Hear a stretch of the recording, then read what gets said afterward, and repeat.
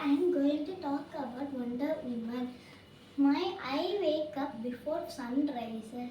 My day starts with cooking food, washing clothes, pack the food for the family,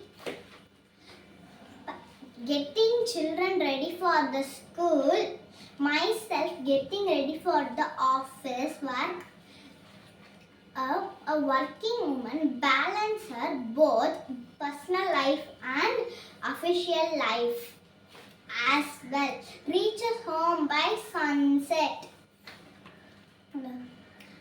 Help children to do homework. Tell bedtime stories for kids. As at last have some sleep and the routine goes on and on. For most of them, 2 hands are enough, but for a woman, 8 hands are 8 hands are not enough.